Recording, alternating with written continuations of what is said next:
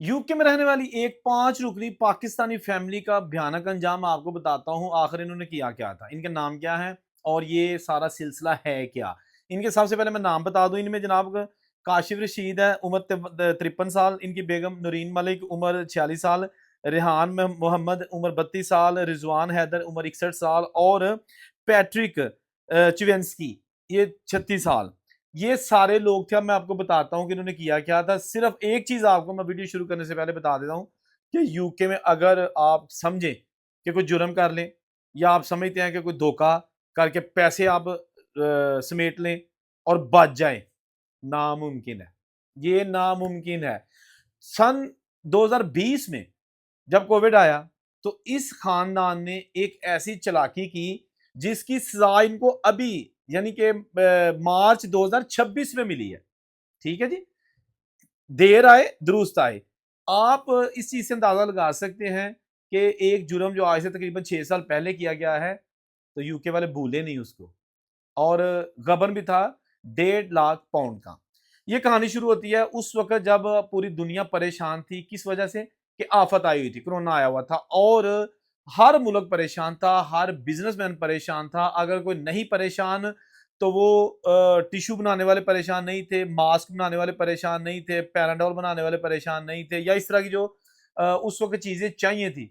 इन लोगों ने बड़ा पैसा बनाया। लेकिन जो बात मैं करने लगा हूं ये जनाब जो अभी मैंने आपको जिन लोगों के नाम बताए हैं यूके में रहते हैं, उस वक्त जब लोगों के कारोबार ब्लॉक हो गए, कारोबार बंद हो गए, जो स्टाफ था उनको छुट्टियां दे दी या जो स्टाफ हाजिर था उनको तनख्वाहें देने के लिए पैसे नहीं थे कोरोना की वजह से, तो उस वक्त यूके ऑस्ट्रेलिया वगैरह जो बड़े मुल्क हैं, कनाडा, उन्होंने एक स्कीम ऑफर की थी कि जो छोटे बिजनेस हैं, कॉफी शॉप्स हैं, ये जितने भी छोटे बिजनेस हैं, बड़े बड़े जो है ना वो वेयर हाउसेस टाइप बिजनेस नहीं, स्मॉल बिजनेसेस, उनको जो है ना वो इन्होंने इमदादी पैकेज दिए कि यानी कि चले ठीक है, आफत की इस घड़ी में हम आपके साथ हैं, हम आपको पैकेज देते हैं, पैसे देते हैं ताकि आप उससे अपना कम से कम रोजी रोटी का सर्कट चला सकें, मुलाजमीन की कुछ तनख्वाहें दे सकें या अपने घर का खर्चा चला सकें, क्योंकि ऑलरेडी आपको काफी लॉस हो गया है बिजनेस से।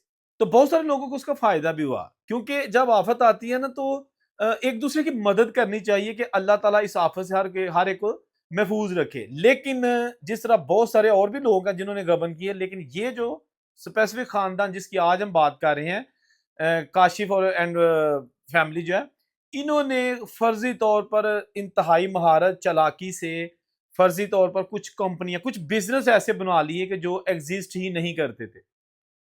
अब अल्लाह बेहतर जानता है कि आइडिया इनको कैसे आया और इस आइडिया का इनको फायदा भी हो गया।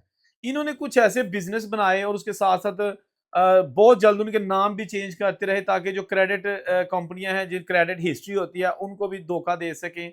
इंतहाई चालाकी और महारत के साथ इन्होंने वो जो इमदादी रकम थी वो ले ली और जो तकरीबन 1.5 लाख पाउंड थी, मुख्तलिफ जो कारोबार इन्होंने शो किए थे।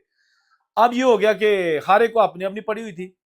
जो बिजनेसमैन उनको अपनी अपनी पड़ी हुई थी, हुकूमत है उनको अपनी अपनी पड़ी हुई थी कि कैसे अकोमोडेट किया जाए जो कि अफेक्टेड लोग हैं। तो उस वक्त जो है ना इन्होंने बस पैसे गवर्नमेंट ने बांटे, तो जो वेरिफिकेशन है की फर्जी सरसरी सी और पैसे बांटे।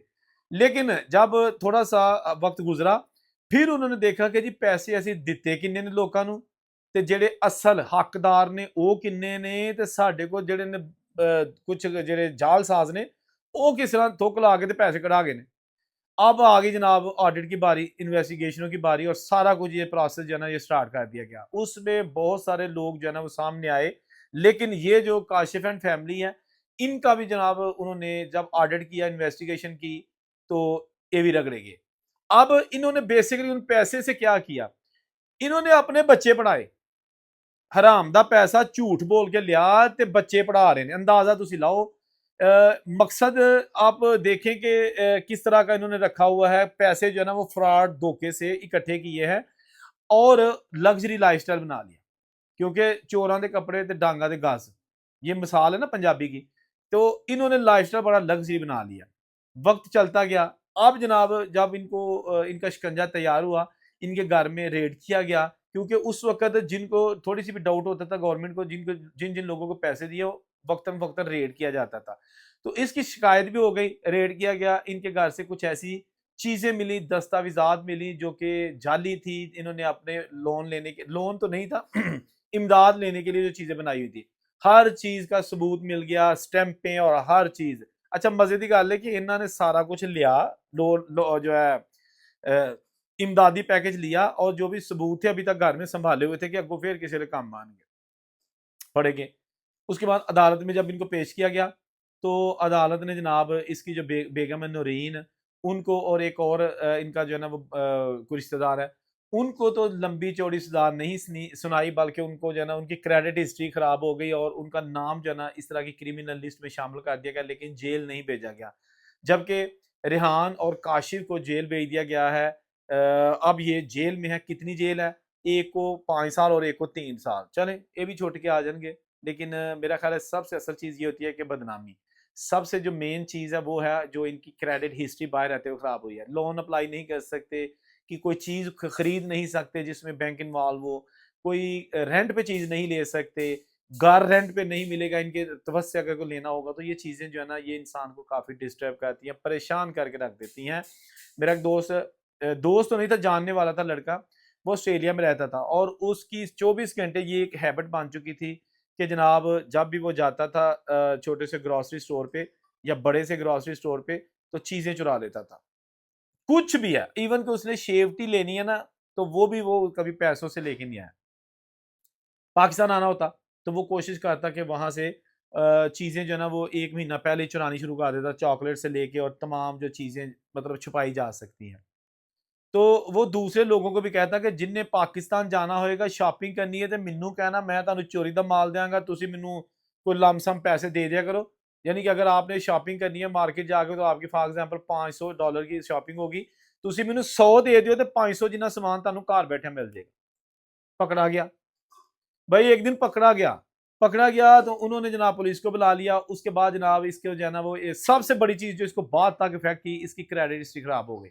वहाँ से कुछ दिनों बाद तो छूट गया ज़मानत पर, लेकिन जो इसकी क्रेडिट हिस्ट्री है ना वो इसकी बड़ा अरसा तक इसको डिस्टर्ब करती रही। इवन इसने मोबाइल फ़ोन लेना है, जो आईफ़ोन आता था ना, तो लोग लेते हैं ना, तो वहाँ पर बाहर के मुल्कों में यही है कि किस्तों में ले लें, उसी में पैकेज होगा, उसी में मोबाइल की कीमत होगी और आपने जस्ट महीने बाद उसका $100 या $80 पैकेज के मुताबिक या आईफ़ोन की कीमत के मुताबिक पे करने होते हैं। तो उसने उस वक़्त कहा कि काश मुझे क्रेडिट हिस्ट्री का पहले पता होता, इसकी अहमियत का पता होता कि इसको आपने क्लियर रखना है, साफ़ रखना है, गंदा नहीं करना, तो मैं कभी चोरी ना करता। लेकिन क्या था कि इंसान उस वक़्त उसकी आँखें खुलती हैं जब वो अगला घर दे के आता है। तो ये भी जो फैमिली है, इन्होंने अब जनाब क्रेडिट हिस्ट्री ख़राब कर ली और वो भी गवर्नमेंट के कागज़ों में। क्रेडिट हिस्ट्री एक तो ये हो गया ना कि आपने किसी का लेन-देन जो है ना उसमें गबन किया है। इसमें ये है कि इसमें डायरेक्ट स्टेट इन्वॉल्व है, गवर्नमेंट इन्वॉल्व है। तो अल्लाह ताला हम सब की हिफ़ाज़त करे। जो लोग वीडियो देख रहे हैं, अल्लाह ताला सबको अपने हिफ्ज़-ए-मान में रखे और कोशिश करें कि जितना भी खा लें, हक हलाल का खा लें, अच्छा खा लें, इज़्ज़त वाला खा लें। अल्लाह ताला सबको हिदायत दे। अल्लाह हाफ़िज़।